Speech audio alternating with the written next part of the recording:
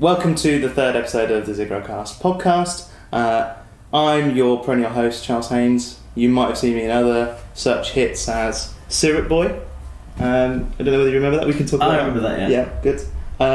And Yelling at Dan in the Cave, another one of my hits. And episode 1 and 2 of this as well, obviously. Not so much of a hit. No? Not so much of a hit. I'm here with Dan Gruchy of the Slow Mo Guys. Hannah Argyle wasn't able to join us. Very apologetic, one of those things, life emergencies. So what we're going to do is I'm going to surprise Dan by asking him to talk at length for an hour. Interesting. Yeah. What if I just got up and left? That's another surprise. Okay. I like surprises. You counter surprise. Counter surprise. Little move. How far do you think we could go with that? It'd be like one of those jokes that goes too far when, like, say for instance when Peter on Family Guy falls over and hurts his knee, he's like but it's like goes on for like 2 minutes. Yeah. Like, yeah. It's still funny but not at the same time. Like Mr. Conway Twitty. Yes. Yeah. And it's like, okay.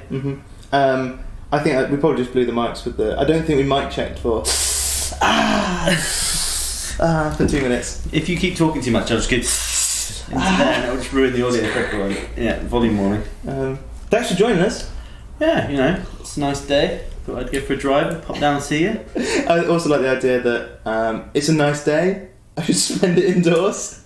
Yeah, alright, okay. You're supposed to be inside in the hottest part of the day anyway, remember? Especially for people like you. That's true. Milky milk bottle. Milky milk bottles, yeah. Yeah. I think one of my favourite things about spending more time together and filming together is the indelible history we're recording of all your insults for me. You could do like a compilation of all of them. That'd be good. I mean, that'd be a whole. And then put it on the gravestone as well. No, you should do on the gravestone. It will be completely out of date, and people will be like, "What the hell is that?" But a QR code to the compilation, and you get to someone's gravestone. That's such a good idea. How would you get that in stone though? Would it work? You'd have to just get like one of those like metal plaques on it. You know how you get like that. Or sometimes you see those gravestones where it could be like quartz and like a black like obsidian stone. I think you could do it, but you could have the whole gravestone as a QR code. That's genius, right? That's copyright. Patent pending. That's brilliant. I think you're underestimating that I'm going to die penniless, and so the idea of quartz. And maybe you could contribute to the. I would contribute to that. I'm sure that everyone around you would contribute to that if I floated the idea. I think that's brilliant. That's such a good idea. I've never seen QR codes, and you could hopefully. Oh, you see them. No, sorry, I mean like on a gravestone. Oh no, yeah. I suppose no millennials died in their droves yet. In their droves. It's not like the Depression. Yeah, fair enough. Yeah, no. I guess that's true. Do you think that it will happen, and then we'll be like, damn it? Yeah. Well, I mean, patent pending. Yeah, patent pending. Right. This moment. That's it. Is it 50-50? We should probably go through the commercial of this right now on air. Well, you came up with the QR code idea, then I made it fun. I think that's 50-50. It's basically origin marketing. Couldn't have done it without you. Fine. 50-50. I'm happy. I was waiting for you to be like, yeah, Charles, but without the fun, it would have been a dead idea. 90-10. I feel like I might be able to sort of survive in life without having 60% rather than 50%. Just you wait. QR code graveyards.com.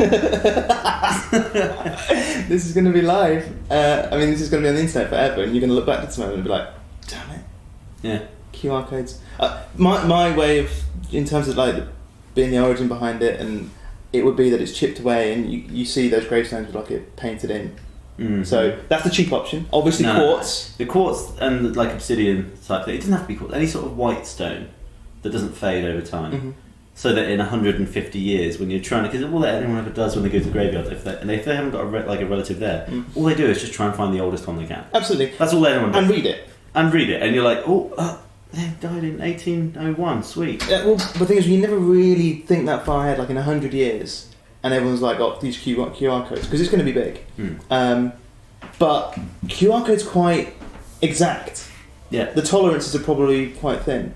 Yeah, I don't know. You think so? But it's very so messy. you're saying that it has to be really high quality manufacture? And last a long time, because you're in the 100 years time, it'll be everyone going around trying to find the one QR code that works. It needs to be able to be like power washed, clean, and then it not be affected. So like when the graveyard maintenance guy comes, goes. That's how you create jobs. When you come up with an idea as good as this, and all it does is he's just cleaning off the QR code one that leads to the website for his job. it's like the sponsored ad read. Yeah. There's the QR code for the guy Yeah. and the QR code for the grave cleaning service. Yeah, exactly. Exactly. Yeah. I hope that mine goes to a wiki site. I don't think it's going to. It's probably going to go. Rather than mine going to Wikipedia, like Charles Haynes did this, it'll go to WikiLeaks, and it will be in a corrupt scandal that dwarfed all other things before. Charles Assange. Yeah. No, it'll be Charles Haynesden. Have you thought? Does anyone ever drink a bottle like this, or is it always like this?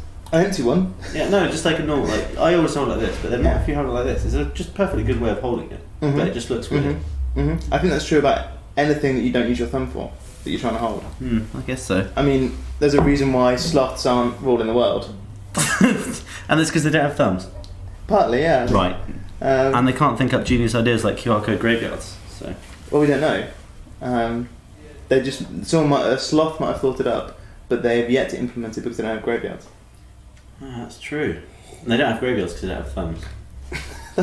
I mean, this all comes back around. Yeah. What we were going to talk about today, other than QR codes, sorry, we got there. No, don't worry about it. Was the crazy things that creators, YouTubers, whatever, end up doing, developing a unique skill set. And I don't mean like I have a very particular set of skills. Oh right, there's a good Liam Neeson there. Thanks. It sounded a bit French. But one of the things that I often say about you is you have this innate ability to do something probably no one has ever done before, first or second time. Okay, yeah. Can you think of me an example? Hitting a spray paint can, cut it in half with an axe, and you've got like 2 takes to get it right. Well, actually, it's basically every video on the Slow Mo Guys channel is something which no one's probably done before, and you don't have 20 takes. Yeah, we often don't have 20 takes because it's a hell of a setup a lot of the time, and sometimes it will ruin the continuity. Not that we really care that much, but like with the spray paint cans and stuff, if I hadn't have got it right the first time, because we only had so many, because they're like a tenner each, right? And I had to like sellotape them up and prop them up and everything. And plus, we were trying to do a piece of artwork, and if there was suddenly green on it where there was no green before, it would be unexplained. Like, well, we've gone to the next shot and it's like suddenly green. So you have to nail it every time when we were creating a piece of art. Anyway, yeah. There's like when news reports show that a horse or a 5-year-old has started selling art in art galleries. Yeah, like an elephant. Have you seen that thing where the hippos they do? With their asses? Yeah, I've seen that. No. So how did you know it was that? It just, I imagined immediately because they spread their poo as far as possible. That's what they do, is they have like a canvas to the side of them and they go like and they spray the poo, and like you can like get artwork and stuff. I was hoping that it would involve paint in some way rather than just... No, it's just poo. I was hoping you were going to say that they feed them a lot of beetroots or something. Oh yeah. What? And then like, quick, shove blueberries in. Like, no. Van Gogh's nighttime that scene. That would just be abuse, just to feed, like putting like colours into their diet or whatever. Yeah, that does sound like that's abuse of hippos. That's no one. I'm not condoning that. It'd be a good idea, but I'm not condoning it. Okay. I mean, let's keep up coming up with business ideas. You started on the coffee, the black stuff. Yeah, I mean, I wanted white, but you give me black, so. It's because I made it within about 30 seconds. Oh, fair enough. And there's also a problem here where you have to check the milk, and I just you have to check the milk. Yeah. It's Monday. What's the worst that could happen though, right? Is you Lumps. start drinking it, yeah, but then you go, oh, that's off. Well, you just go off. What, like before it's in your mouth? You already know? No, you go. You sort of take like a. Maybe spit it back in. Then you're like, oh, that's a waste of coffee. Oh well. I think chunks. I never want. Do you puke if you have milk? No. But if I just imagine worst case scenario is that it's so lumpy you basically. Oh, chewing off milk. That like it feels like paint skin. Yeah. No, that happens. Especially if you get the full fat stuff like I like. Oh, bit of gold top, Yeah. but might as well be. See, I don't mind that because it's supposed to be like paint skin. That's true. And you just cut through. I like it when you get the milk delivered to your house in the glass bowls. And bowls? I get that bowls. Oh. Bowls. I heard bowls. Glass bottles. And they come along, deliver it, and then you try and have your cereal in the morning, and you pour it, right? But nothing comes out because it's so thick at the top there with the cream, and you're like, hang on, and you have to get the back of the spoon and like jam it up there, and it goes pop, pop, pop, pop, into the cereal. It's basically butter. Yeah. And at that point, and then you think, oh, I actually wanted some toast. Yeah. Delicious. Yeah. But you have to admit that you managed to, like, there's not it's many. It's true. The thing is, though, I guess it's really weird. Like, I'd say more than just skills as such of being able to do something first time that no one's ever done or anything. It's like unique problem solving. Like, no one has ever tried to solve that problem before in the history of man. Do you know what I mean? Absolutely. It's like, so like, I don't know, if you get up some of our videos or something, if you get up like a selection of recent videos, I'll be able to be like, yeah, no one's done that before because I had to work out this random problem that I was having with whatever it was. Hitting the paintballs together, blowing out a candle with a pellet gun, the samurai saw through the bottles. People have done that before. Sorry, I don't mean these are unique. I mean, these are all things which you can't just phone someone up and say, "Oh, you remember when you did that?" Yeah. What would you have done differently? Oh, actually, thanks very much. Yeah. That saved us 14 hours. You should see if I go to Home Depot, which is often where I buy the stuff. I'm like, do you have any is it something I need to spin something really fast, but also hold it in place? And then he's like, well, what are you trying to build? And I'm like, no, you don't understand. I'm trying to do this ridiculous thing that no one's ever seen before. And he's like, okay, I think I can help you. But do you find that the people in Home Depot, they can help? If I imagine that conversation at somewhere like B&Q in the UK, where you have all the teenagers at the weekend who have never used anything in the shop anyway, and then you have the meet and greet old guy who probably was in the war, and you basically triggered a Japanese internment camp. Memories for him. That's what you get. The thing is, in like B&Q, that's the sort of people you get working there. It needs to hold you there's in no place. one in the middle. Whereas at Home Depot in America, you find that there's nobody that young working there. There's older people, but it's because they've been working at the company for 25 years. Oh, I see. So they actually work there for the whole lot, like a lot of the time they actually work there, which is a different sort of work economy to here, I guess. Yeah. You know? I think, generally I think the retail sector here, you dip in and out at certain times of your life. Yeah. Teenage, university, or part-time work, and then maybe you see Or sometimes you might be a mum or a dad who just stays at home, look after the kid, and then they're like, oh, I need to get back into a job quickly, get some money, and then they just go in and out with stuff like that. Yeah. I just like the idea of this old guy now that you come in asking something that's going to hold something still and then spin another bit around, and he's like, Schnell, good Doppelkopf. Why German? I thought it was Japanese in terms. I thought he was originally, okay. But the Germans were running it. Sure, okay. Alright, sure. Allies, I don't know. I don't know whether you noticed, but you're sitting on Craig David. I'll love your boy. There we go. Why have you got one too? Oh, sorry, I didn't realise. Yeah, make yourself comfortable. Yeah. Better. I like it's like a real crotch shot going on. So it should be. Oh. Do you think that it's now to the point where you have become so specialised in stuff that no one's done before, or something crazy? Right. I can't put it on a CV for a start. You absolutely should. Every single item, every single. If the internet just stopped tomorrow, right, and then it's like, right, get a job. We're both out of work. Yeah. Well, yeah. Get a job. What are your skills? I'd be like, well, I can hit something with an axe pretty well and make two paintballs collide, and there's no like thing you can write down that properly portrays what skill that is. It doesn't come under any heading. It doesn't come under anything. It's just like I'm randomly like all right at a lot of things. So isn't that? But the thing is, like, it's like I feel like I've been training my whole life for it. So like, I used to chop wood for my granddad and gran, because we'd have fires and stuff in the winter, and they had wood outside. So they had an axe, and they were like, off you go. So I sort of just learned how to do that. That's why I can do that. You know, hitting stuff with a sledgehammer. Just random practical skills. Like at school, I was always able to throw stuff well or kick stuff well, stuff like that. Just you had people that were like amazing at it, and then there was me. It was down here, and then people that just couldn't do it, like you.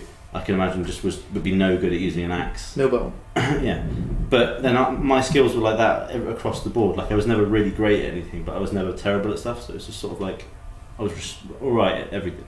If you know what I mean. A Janus of all trades. Yeah, exactly. Which you can't put on a CV either. But isn't it? It's interesting. You said a couple of things there, which are one. I think that's that whole. If that stopped tomorrow, what would you do? Is one of those things basically the modern world creates. If you were a quantitative analyst, it could stop. Yeah, absolutely. You know, I mean, one of the things not the internet necessarily, more like any specifically job. what I do, but maybe. Maybe I'm saying that I don't think that's any less vulnerable or weird to stop than actually lots of jobs. And I think one of the things which, whenever I'm thinking about my business or I'm talking to other people about being an entrepreneur or some of the unusual stuff that we do, people often say about how new it is, or no one's ever done this before, or isn't the internet crazy and amazing, and the police are just driving around trying to find us, trying to stop this live stream. Quick. And some of them feel really, really sure. They're like, YouTube's where I'm going to be, it's going to be what I'm going to do for the rest of my life. I'm like, it's been around 10 years. Yeah, it's like a speck. Absolute in time. Minutiae. Like it could it all finish like Vine finished. They didn't think, it's been going for a couple of years, this is me. Fortunately for them, a lot of them have managed to sort of transfer over to Instagram and YouTube. But some haven't, and that's work finest. Yeah, exactly. Yeah. What do you do? Work What are your skills? I'm good at making really short videos, I guess. In fact, this conversation's already longer than I would have normally produced. Yeah, fair enough. Yeah. But then I think about like Patreon. I find really interesting because people say it's a really interesting new way of a lot of people bringing in money and doing what they do best. And I was an English grad at university. That's what I majored in, and I remember studying like Elizabethan time, which is like Shakespeare time in the UK, and most poets. I like that you explained that was like Shakespeare time. I'm trying to a lot. One, a lot of Americans don't know general world history time. Oh, fair enough. Yeah. And two, I always find it frustrating when someone's like the period of time where people refer to like the Georgian period. Actually, that's a bit more difficult to remember exactly what the dates are. Or Edwardian. Most people won't. That's true. So, anyway. That most poets were only surviving because of a patron system where some lord or lady would pay them like a salary, and it was a trendy thing to do. Yeah. You had money and you could just be like, I keep a poet. I keep a poet. And they're like, well, where do you keep him? He's in the house somewhere, just writing. And he has to, once a year, he has to write a poem about how beautiful I am. And that was 400 years ago. That's a really good. I've never thought of that, and didn't really know that. Actually, that's a good fact that I didn't know, and it's really relates to Patreon, which is exactly what it is. That system of patronage is identical, and it's things like that which I think sometimes. So that's why you get the patron of the arts. It's like they fund artists to go and do stuff and produce things, and and that's like. And it's stuff like that which people either forget, don't know, and then when you think this is a completely new crazy idea, and that the internet is full of all these new ways of working and living, and it's not. It's just like, hang on, we can put this on the internet.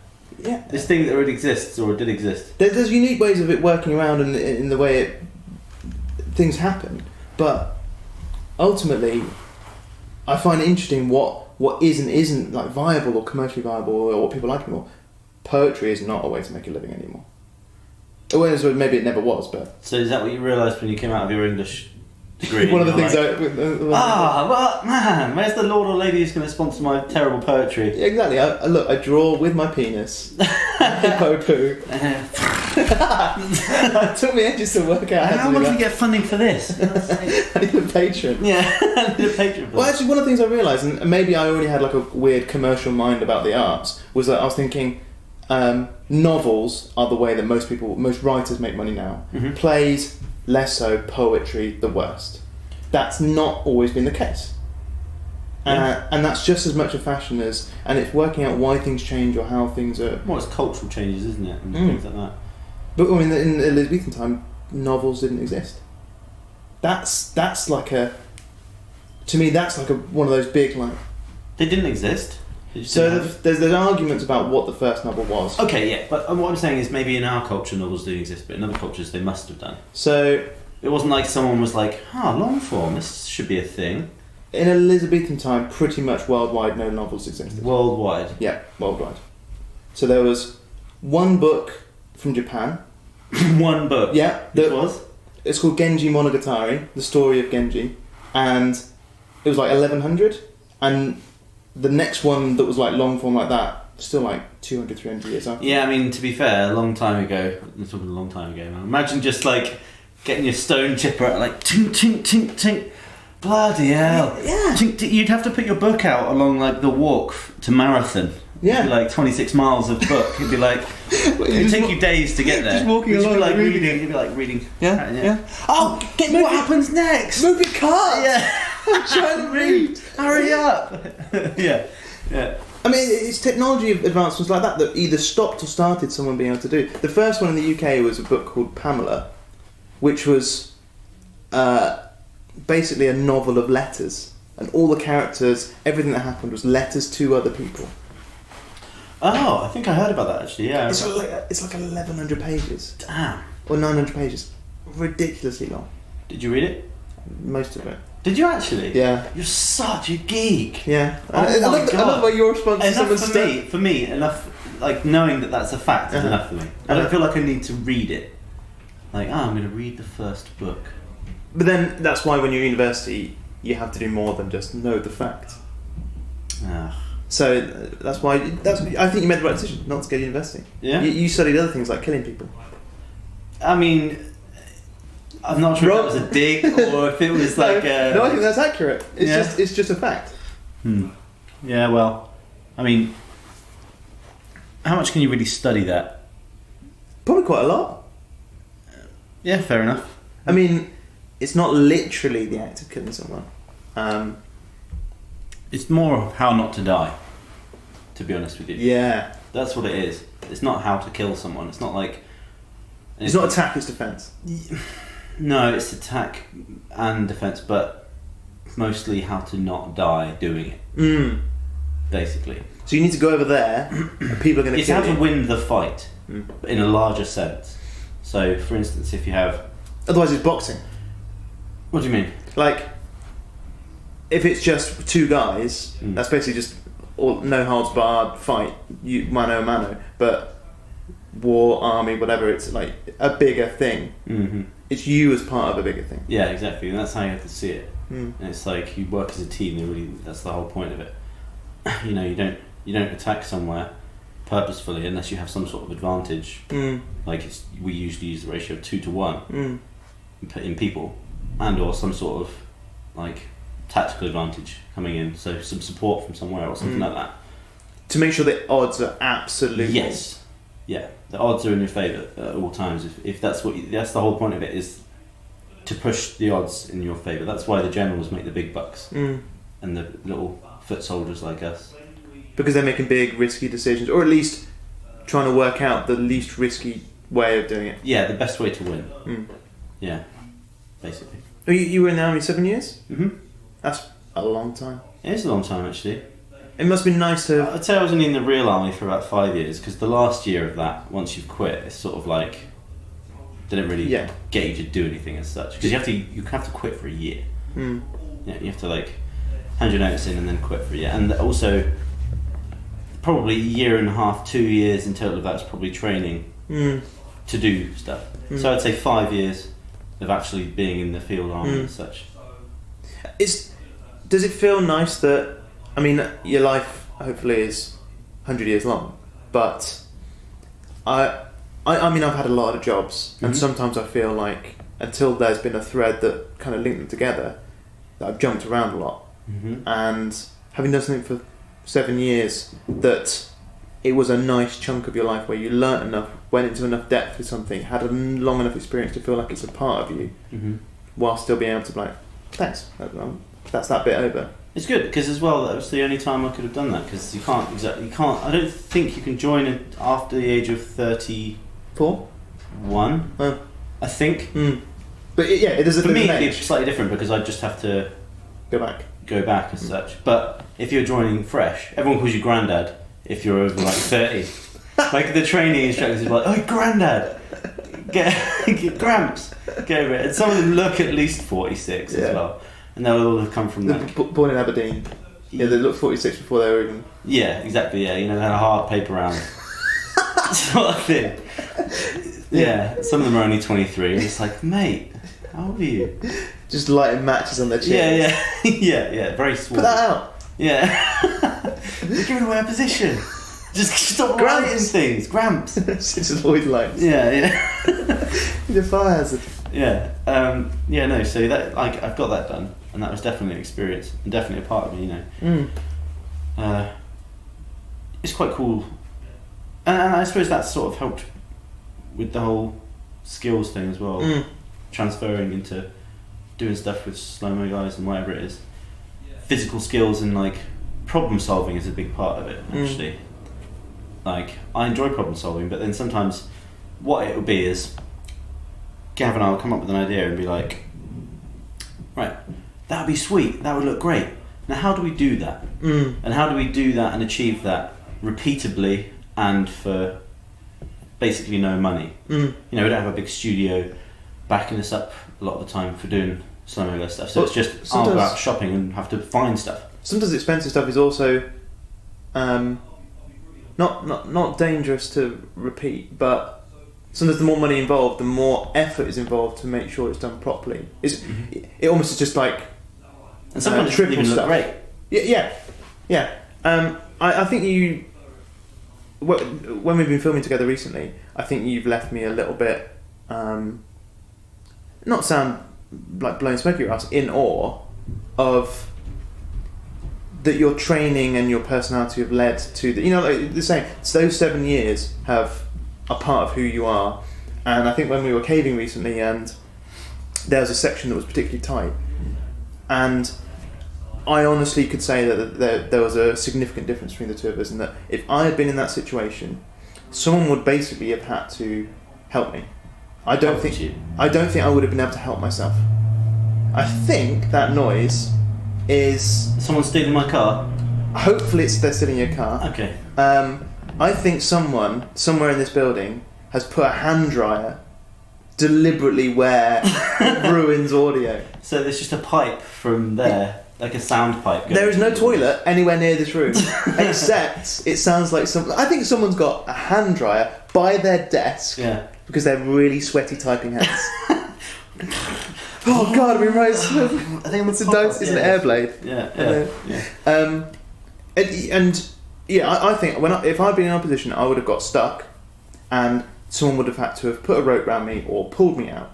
You on about where someone had to stand on my feet to help me out? Yeah, but I mean, but you weren't. That was because it was helpful to you, but you weren't stuck. No, it was just because I couldn't get purchase enough to push out. Because I was in front of you in this cave. You'd gone through this tight bit. Yeah, let's paint the picture, I suppose. Yeah, and so it was essentially, if you imagine, there was a way around that you could go if you didn't want to do this really tight part. Which you went, or there was an option where you could basically go slightly down, like a 20-degree angle, down into what looked like a small crack in the ground or a hole, and you couldn't see out the other side because it kind of dipped down and out again. So all you could see is just this hole. It's a bit like a U-bend, wasn't it? Yeah, it was like a U-bend.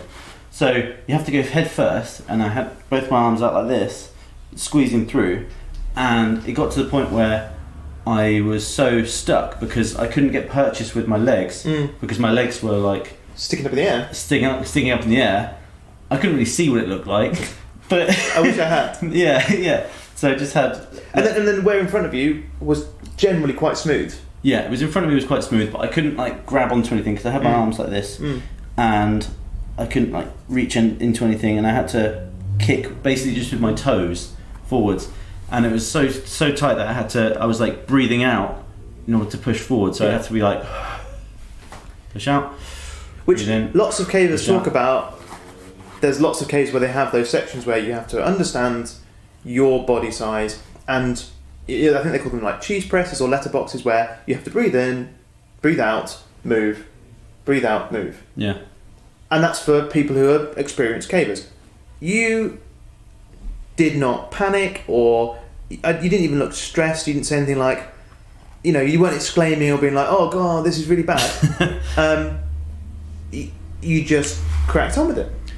Well, I had done it before. I had done it once before, the caving thing. What? That's like me saying I've driven once before. I should be fine on the motorway. That's a good point, I suppose. I guess I don't know. It's like that's a part of a mentality that they push into you, is that what you need to do is stay calm under pressure and don't panic because it doesn't help, and take what they call a condor moment. Condor. So what you do is, say for instance, you're in a situation. You've got people all around you doing things, you're in charge. You need to take the moment, and basically, they call it a condor moment because you imagine a condor sort of floats above and everything. Yeah, like Just sort of Assassin's Creed style. I guess, sure. So a condor moment, you're there in this situation, and then you're like, oh my God, all right. And then you take a moment, you step back, and you think, right, what's the best option here? And you take yourself out of it, and then that's your condor moment, looking at everything, assessing the situation, and being like, what's the best way to get out of this? What's the solution to this? Then you come in, and you're like, right, you do this, you do that, let's go, let's do this. Actually, I suppose, in which case, I had one of those moments when that happened, and I looked around and I assessed the situation, and I decided to leave it behind. And that was it. I mean, yeah, fair enough. Yeah. The reason why I remembered this again the other day was that when we were on that trip, I asked the guy, as I'm sure that every caving guide gets asked, has anyone died in this cave before? Yeah. How often do people die caving? Yeah. And he said no one gets stuck and dies. It's normally drowning because you're cave diving or something. And that's not what we were doing. No, we absolutely weren't. But then I googled it the other day, and You didn't believe him? No, I believed him, but I was like, someone must have got stuck once. Or in that particular cave? No. Oh. I was interested in what, in the UK and what's happened. Well, I suppose if you get stuck, then you just like start getting really thin after a couple of days. Someone comes back and like, should be alright now. Yeah. Just constantly feeding you water. Well, it's interesting that you can imagine the way he said it, that you put some rope around someone and you pull them out, which means that people who have died from being stuck, they're not like, oh, I'm wedged a bit. They're like horror stories. What do you mean? The two ones that I read that are like not famous. Stuck and died. Stuck and died. Yeah. Both of them were upside down. Oh. So had crawled downwards into something. Yeah. And were in new places where they didn't know they had. They were exploring new parts of a cave. But they were professional cave people. Both were experienced. For some reason, I'm really imagining two really fat blokes, like two fat American tourists with like cargo shorts, sadly sandals, and like Hawaiian shirts. That was the sad thing, is that I think the more you cave, you kind of get to this kind of bell curve of they were both experienced amateurs, and where you kind of then you feel more comfortable doing what you think, and then you make a mistake of judgments that puts you in a situation where no amateur would put themselves. But then a professional would be like, maybe they would have process and guidance and rules in place. They'd never do it. And this horror. I can't say anything horrible about their experiences. It was just one of those lapses of judgment or difficult situations where mistakes happen. But this guy in, I think, Utah, Nutty Putty Cave, And all right, hold on, I'll stop you there. Where did he die? Nutty Putty Cave. Oh, okay. Yeah. Which so called because Died it's in Nutty full Putty Cave. of this like silty clayness. Like, it's all coated, and it's a warm cave. Which both those things sound just horrendous. Yeah. Already. Yeah. And he thought he was in one area of a cave that he knew wasn't, and was crawling through a bit, a tight space, which is the kind of thing that an amateur probably wouldn't go anyway. And a bit went down. He went down thinking it was going to open up, and it would go into a shaft. It didn't, and he was basically in a dead end, upside down. Yeah. After going off a tight edge anyway. Yeah. And there's just no coming back from that. Was he on his own? He was on his own, but with a group. So he'd gone ahead, or explored a little bit. It would take an hour to get from the main branch to where he was. He was alive for 27 hours in that position, and once they'd finally rigged up stuff about trying to with ropes and stuff trying to pull him out, they worked out that actually there was no physical way of getting him up and back with the way that the body kind of bends and works. They would have had to break his legs to get him back round the top. Oh, so at that point it was just like they know he's dead before he's dead. Like in hours as well. It's like in a couple of hours he'll be dead and there's nothing we can do about it. Yeah. He's just dead. And also the thing about being upside down, they were saying that the body's not supposed to be upside down. You basically just get a build-up of toxins and the lungs are full of stuff, and it's not like I'll just wait here for 3 days. I can't be upside down for more than 30 seconds without being like, I hate this. Yeah. Like my head all feels like I'm pooling with blood. That's what it feels like. I just can't stand it. And imagine 27 hours of that. Oh. And this poor guy, just talking to his brother over the radio and his family and stuff, and it was like there's a reason why the best guides, and our guide was absolutely perfect and wonderful in saying no, that doesn't happen to anyone. Oh right, yeah. Because if you say, oh, this is one guy, yeah. Let me tell you about Nutty Putty. I'll set the scene. Nutty Putty Cave, 2004. Right. No one would have gone down the stairs that we went down. No, it was like, and that's the day over. I mean, the video today is going to be us filming inside this hut.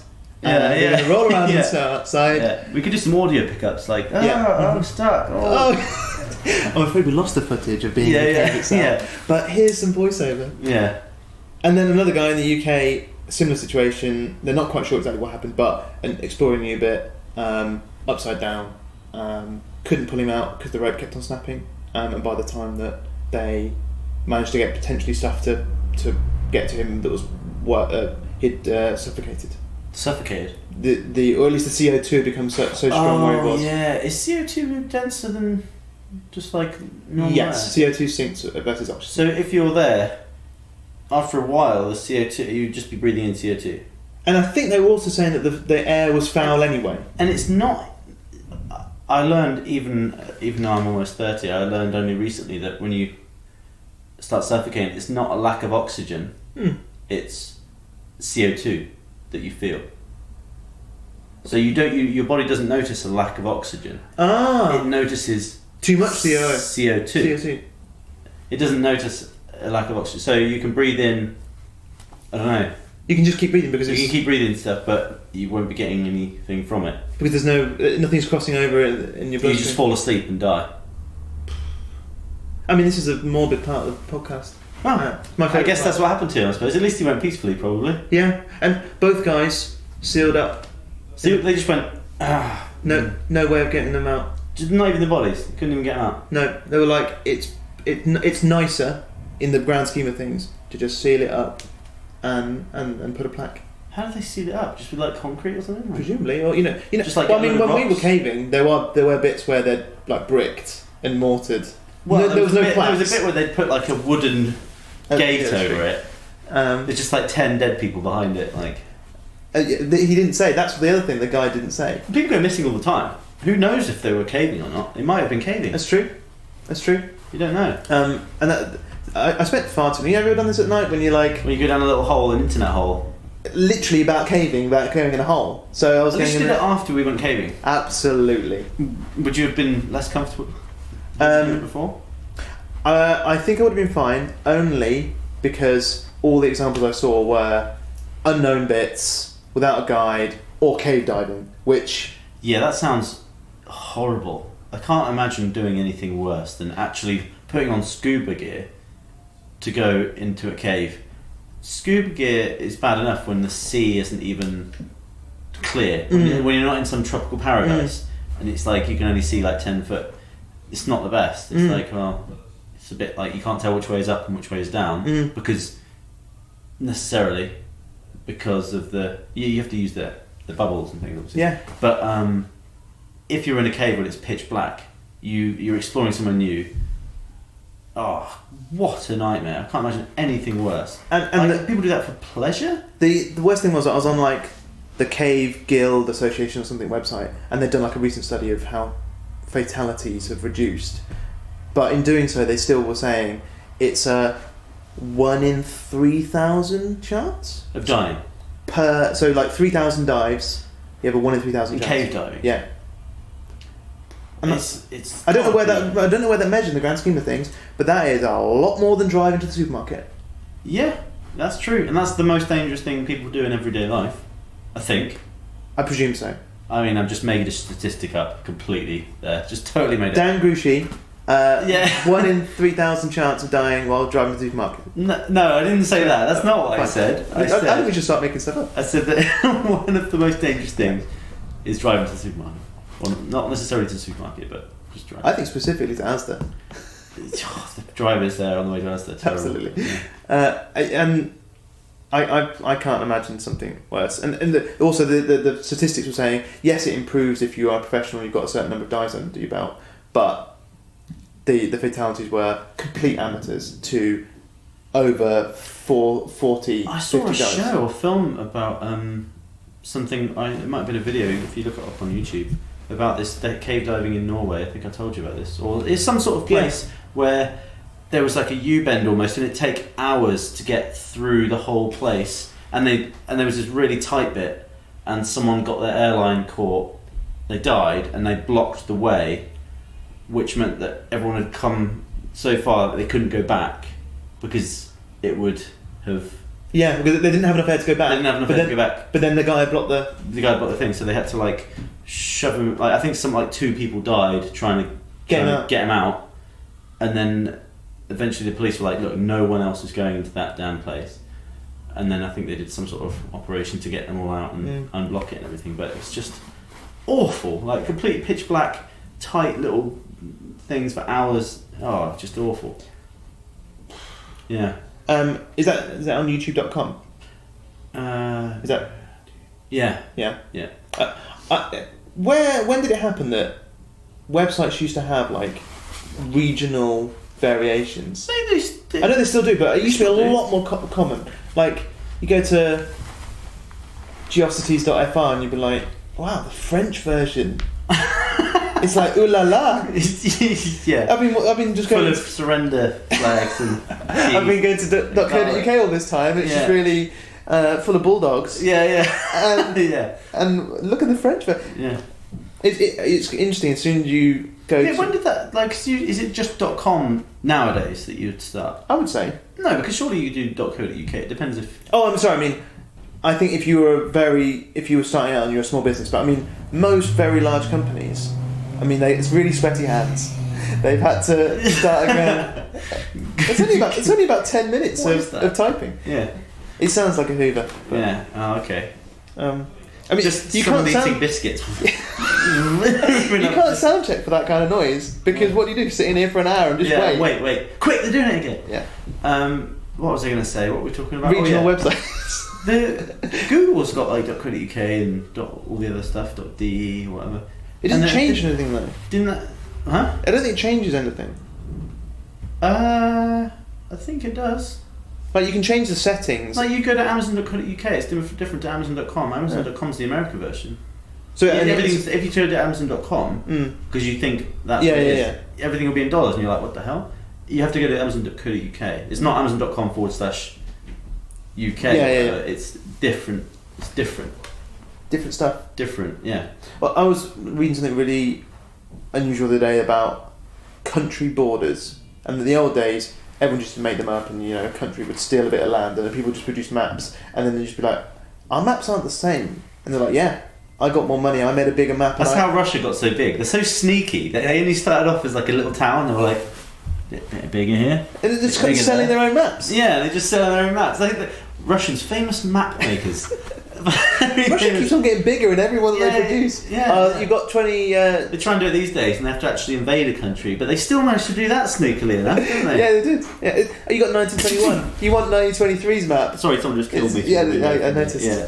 They're invading the old granary. Yeah. Russia's going to appear. But depending on... this is what you've reminded me. Depending on what Google, or which country you're loading Google from, so they might just do it that it's just ISP related. Depends what certain things look like on Google Maps. So there's borders between China and India that, depending if you're loading it in China or depending on where you're loading it in India or anywhere else in the world, the Google Maps looks different. So if you're loading it from China, does it make China look bigger as such? The border would be like further. There's border disputes which aren't disputes. They're basically, this is China. And then if you load it from India, this is India. And then if you load it from anywhere else, it's a region with dotted lines either side. And there was one recently that Google got in trouble, that they kind of basically made a decision, or that they messed it. Whose job is it to decide? Actually, I remember Google, this could cause an international incident. I'll just put a dotted line. Exactly. It used to be that, what are you going to do? Google it? NATO used to try and sort out disputes and stuff, but now Google's just like, well, everyone Googles it. And actually they messed it up so badly not that long ago. Where it's supposed to be like China see more of China and India see more of India, they'd accidentally swapped it. Oh, so when in China it said there was more of India. Well, Tibet's not Tibet. Oh yeah, it's Himalayan Republic of China or something. And how many Chinese viewers? You got a big viewership in China? It's probably blocked in China anyway. Oh yeah, absolutely, yeah. So you can say what you like. Yes. There's someone with a VPN from China. Yeah, they're saying what now? Wait, and they're googling India. Yeah. And from their perspective, that's fine. Yeah. But there's border disputes that Google has to take a position on in order to actually produce a map. Otherwise. What do they do? Because traditionally everyone in Google or something would be quite left wing as such, or as you'd call it, American liberal. So surely they have to. There's a lot more issues they have to skirt around for correctness because of today's society, rather than I guess some. So you mean that they're less likely to be like, no, it's this way. They're gonna be more like, oh, maybe that's sensitive. But these guys are sensitive to this, and it's like sometimes you must get into a situation where it's like a contradiction of your ideals, and you're like, but I think ultimately it's very, very difficult for businesses to ever be, large companies to be really liberal, because the kind of efficiency of being a business kind of doesn't care about people.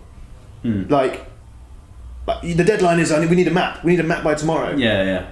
And they're like, well, maybe we need a map by tomorrow, get it live. Yeah. And you end up India's the wrong side. China's the wrong side. And you just get someone. So imagine being in that area and you Google it, and then you're like, "Am I Indian?" Yeah. Wait, what? What am I? Well, there's some houses that are halfway between countries, aren't there? In Belgium, and it's like Belgium, France. They get 2 postcodes and stuff, and the back door's somewhere different to the front door. Yeah. I don't think Google really cares about those guys. I think it'd be weird if there was a big dispute in Belgium. Well, there was about 70 years ago some sort of dispute, I believe. People came over in tanks. I've heard about it. Killed a bunch of people. Tell me more. Yeah.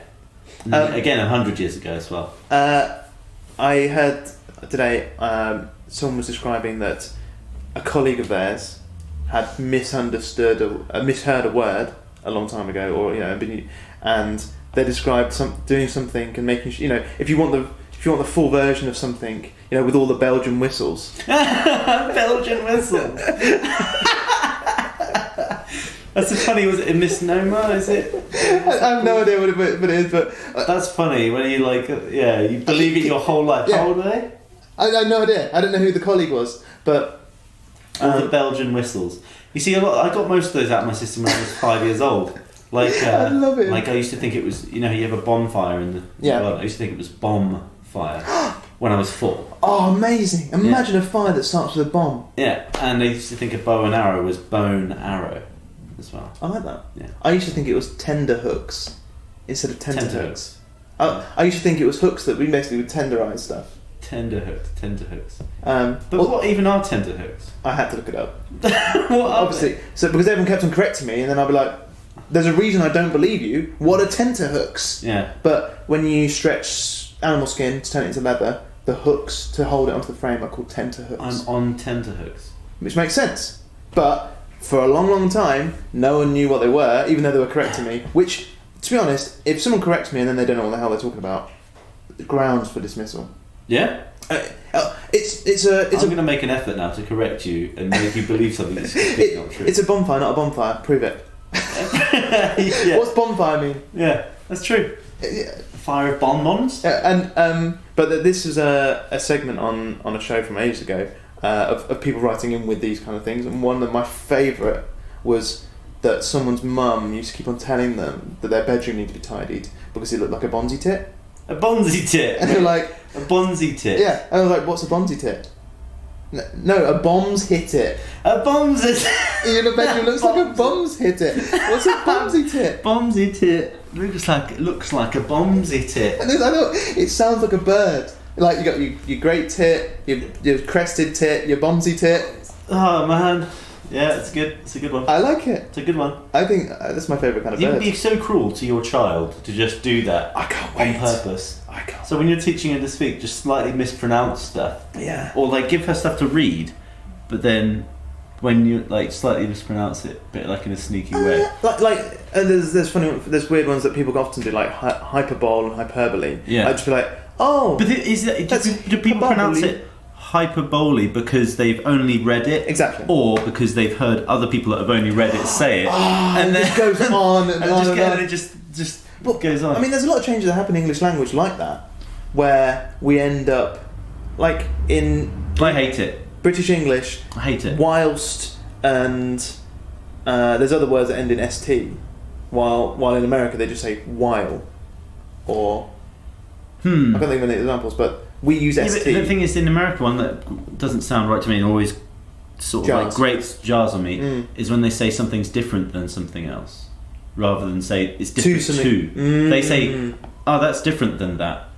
It's like if you say it's more different than that to something else, it makes sense. Yeah. But if you say you have to say different to, or different, and you can say different from, but only there's a use for each one. There's different from, different to, different than, all mean different things, and they always just say different than that. It's like, oh no, we're different than each other, and it's like that's not a comparison. You can say I'm different from something, or I'm different to something. Yeah. They all mean different things. Yeah. Which really winds me up. The thing that jars on me the most, and actually this is a personal bit, I'm not a pedant about language. As long as someone can communicate and you understand it, it's fine. Mm-hmm. But American uses the word super as an adverb. So that's super great, that's super exciting. Oh yeah. No, it's Superman. He's super. Yeah, he is super. There's someone that is super, not that is very. Yeah, he's not very, super. man. Yeah, that's a good point. He's not very, man. He's not the manliest man. He is extraordinary. But then they say like something like wicked cool. Yeah, which is that's slang, and people would understand it as being slang. But then it's super. I would see super as being that it's a misuse. Like you don't say extraordinary great, you say extraordinarily great. Yeah, I mean that's superbly. Well, that's the thing. We're just talking about language now, because then obviously new words come into the language and old ones get shoved out or changed, and a lot of it's simplified, but then a lot of it's also made more complicated on the other side. I still like the fact that lots of when like a really super British person starts arguing with an American, that's wrong, you've done it wrong, and well actually it's different. It's a generational thing, because my granddad would always correct me if I said something wrong. Yeah. But then if I then said to someone my age, no, that's wrong. Oh. They'd be like, no, man. No, but you're whack, man. You're whack. You're whack. What are you, 90? Well, but the thing is, the American language is basically older than the English language to an extent because it's like a snapshot of where it was 250 years ago. I feel like a lot of the time American language is someone has described the English language to someone down the phone badly. Someone's gone, no, it's this. Yeah. And then, but they didn't quite get the facts right. They took the English language as it was 250 years ago, took it abroad, and then it's developed separately to us. But also, it wasn't all of it. They didn't take all of it. They didn't take a dictionary with them. Yeah. And so I'll constantly use very specific words to describe absolutely fundamental things because as an English graduate, I tend to have words which mean that thing. I've used it correctly for exactly that use. Yeah. And Americans think I've got some kind of ridiculous vocabulary. I'm like, you just forgot about it. You just forgot the word. Yeah. You just put super in front of it. Super. Indubitably. Indubitably, I've probably never used the word in a sentence, but it describes something very specific. Where they would like, if that's the sort of word that if you used it in a sentence legitimately, I'd be like, bit of a dick. Bit of a dickhead. I'd immediately think you're a ponce for doing that. Yeah, but I love it. But then they would say something like super agreeable. Mm. Well, I think. Yeah, no, it just doesn't make. Rock and a hard place. Come on now. We should probably see if we've had any questions before we wrap up. We've had no questions. Oh. All the 10 people that have watched it have got any questions. That Chinese guy via VPN, the 6 Americans that started off watching that we just insulted through most of the podcast. There's probably actually just the Chinese guy watching and he's masking it by making it seem it's like one of those VPNs that it's like changes it to 10 people. It's just an avid Chinese watcher who's like... Yes. Actually though, it probably is okay in the China in terms of time. They're probably about 8 hours ahead. That's the evening. He's eating his curry because he's an international kind of guy. Oh, because he's in the border dispute between China and India. He's like, what do I do? Right. At the moment, we're Googling him and he looks like he's Chinese. He thinks he's Indian. Yeah. He just doesn't know. Yeah. But he's not asked a question. Oh, that's a shame. Tim's not asked a question. Is that his name? Yeah. Okay. I keep on meeting fantastic Chinese students from a local university, and they do this wonderful thing where they choose an English name to make it easier. Yeah, I was working with someone from South Korea recently, and they were called Alice, but that wasn't actually their real name. And then all of them they all called like Paul, and there was one guy who was called his second name was obviously because he's Korean. His second name was Park. He went for it. He made his first name Jurassic. Why would you? He actually did it. He was like, why not? But then it sort of, he was like, just did it as a joke, and then he just kept it, and then it just. Although actually, Jurassic does sound a little bit Korean. A lot of the names, the J-U. There's a lot of J's and stuff in around Korean names. Yeah, his first name was Jew, middle name Rassic, then Park. Jurassic Park. Jurassic Park. Yeah. Nailed it. Yeah. So what did he shorten it because calling someone Jurassic? I didn't know. I was talking to someone about this exact issue, and then they were saying, "Oh yeah, my name's not actually Alice, it's this or whatever." And then I knew this one guy who worked for the company who did this. I always like when I meet these people that they choose unusual names, and I always find it's like one of those cultural things where because naming someone or naming something, names are really important. It's pretty sweet to have your own name though in a different language. Choose it. Yeah, choose it. At the age of 25 or something, you're just like, yeah, this is my English name. Jurassic. Yeah, Jurassic. Alice. Pretty cool. Yeah. I mean, why would you pick Alice though? It's kind of. But then I suppose we can't do that in reverse because we don't live in a culture that's had a lot of another culture inspiring it. I can't name a single Chinese, Japanese, Korean name that I'd be like, yeah. Korean Charles is. Whatever. Like, what would it be? Korean Pete. Korean Pete, yeah.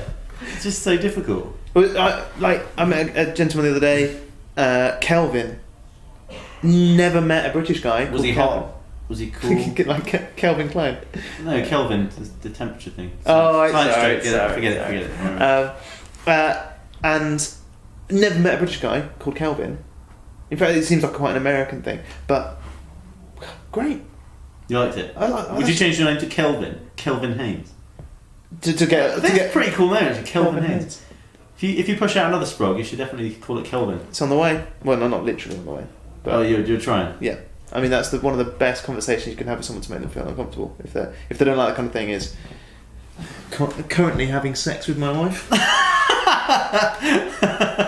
Don't know whether you didn't have to say we are trying right now. Yeah, you could have just been like, oh yeah, so I should, and let it slide. But instead, you're like, yeah, currently having sex with her. Yeah. I mean, it's one of those things where it's a kind of like a big decision.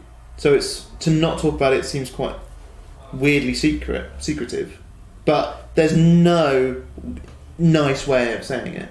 We're trying for a kid. Trying just sounds like it's just the sort of thing that I read about recently, where people that were sort of lower middle class would use different language to people that were upper class or upper middle class to try and sound upper middle class. But they would not. They wouldn't say the right word. They wouldn't say what they would say. For instance, example, someone who's traditionally sort of seen as lower middle class to lower class would say, "Oh no, my uncle passed away." Yeah.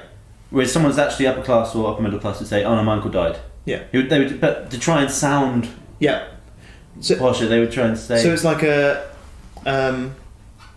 not pride but that word that means, this is where exactly American probably wouldn't even know there is a word for this, but I'm trying to think of the very specific word. Something like how you deport yourself, or yeah, that one. Sure. English grad, got it. Brilliant. Yeah. We will dub in and we'll look it up afterwards. Yeah. And whereas actually, a posher person would just be dead. Yeah. He died. He passed away. Currently trying for a child. What would a posh person say? Nobbing. Currently knobbing my wife. And as you know, my son, he's currently knobbing his wife at the moment because they're looking to have another child. The second currently smashing the back out of his wife to try and aim for a child. They're riding the good stuff on a regular basis. Everybody's yeah.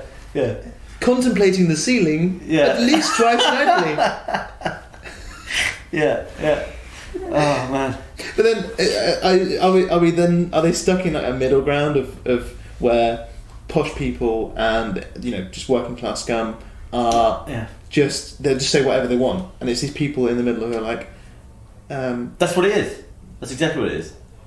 That's what it is. So people that don't give a shit, don't give a crap, say what they think, and then the people that are upper class don't care because they're upper class. They don't need to prove anything. No. They don't need to prove. They're not trying to be or at least posh. They've worked out the way to do it. Posh. They are upper class. So they will say, fake it till you make it. My uncle died. Yeah. No one's questioning them. But then smashing the back out of my wife to try and have a kid. Kick her back push out a sprog. And then everyone is trying to aspire to be upper class cares more because they have something to prove almost. It's weird.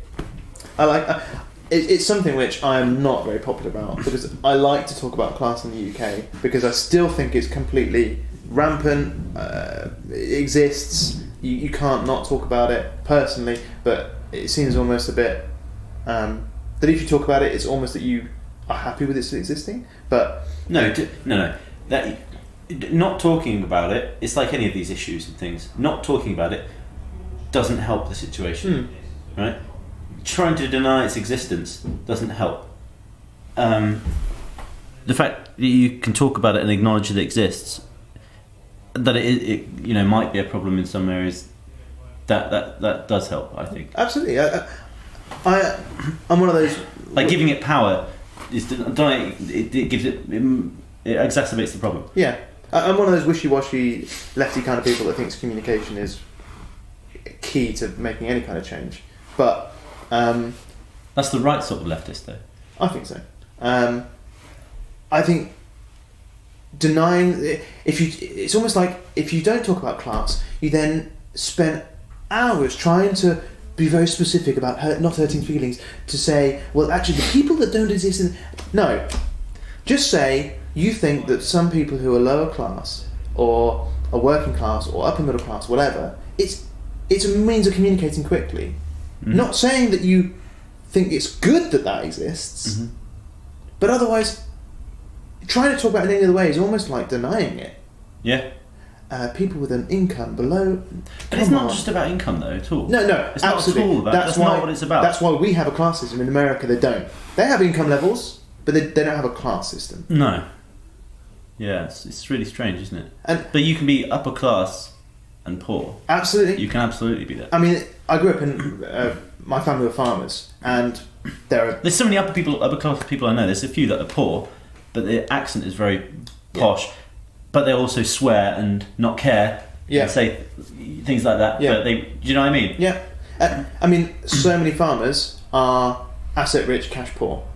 Yeah. You know, and their land is worth loads and stuff, but them and their children won't be posh or upper class because they're farmers. Yeah. Or you'll have.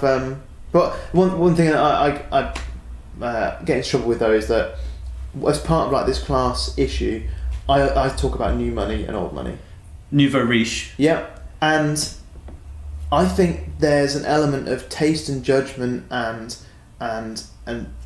you say it's more than money. There's attached to identities of class. Yeah. In the UK. If you have a lot of money and you buy certain things that I would consider tacky, then someone would say they were nouveau riche. Yeah. And it's like someone's got a house down my road, clearly minted. This person, but their taste is just so terrible, and they buy things that they think look posh and nice, and end up just looking terrible and tacky and horrible, and it just shows sort of their class background as such. And it's not because I'm saying that it's a working class person that's earned a lot of money, and I'm like a gatekeeper, like. You're not allowed in. No. You're not allowed in. No. I don't mean like that. I feel like I try and exist. Of course, I'm in a class. I try and exist outside of a class. But what I'm pointing out is just stop trying. Just stop trying. Stop trying. Stop trying. Stop trying to prove something. Stop it. You again exacerbating the problem as well. Yeah, like just because you've made money. But the thing is, they get respect from their peers though, because they're like, oh wow, they've got They all think it's amazing. Yeah. Do you know what I mean? It's yeah. And misspent a load of money, or at least in my opinion, anyway. Yeah. Yeah, and you're like, well, maybe you should have invested that, or. Well, this person's got so much money, they didn't really care. Probably. But, I like the fact that we didn't get any questions, and then immediately started what should be a class war. I think this should be again. This is on video now. People are going to go back to the time that we started. Northampton's going to riot tomorrow. It's going to be like LA riots. Yeah, exactly. Yeah. Except for less race related. More sort of. Which class am I? I'm going to be angry with something. Actually, that's why there's never going to be a revolt in the UK, because no one's sure which class they're in anymore, and they'll just be. I'm going to burn down that terrace. Actually, that terrace is owned by a local landlord, and you're just burning down. Oh, damn it! All right, fine. Yeah. I'm going to go. I want to be in that class, so I'm going to burn down stuff from my class. There's a mansion over there. I'm going to burn. Well, actually, he was a local brewery. He worked his way up. Yeah. I just want to burn something, please. Who do I revolt against? Yeah. The masses, they're revolting. Go on, finish it. No, it's fine. It doesn't need finishing. Thanks for joining me today, Dan. I feel like we didn't. I've seen a couple of your previous ones, and they actually talked about like real subjects and creative issues. What's your biggest creative issue, Dan? I'm not creative. I think that's a wonderful point. That any good creative person has almost paralysing humility as their own talent, and their talent, their biggest talent, is overcoming that paralysis.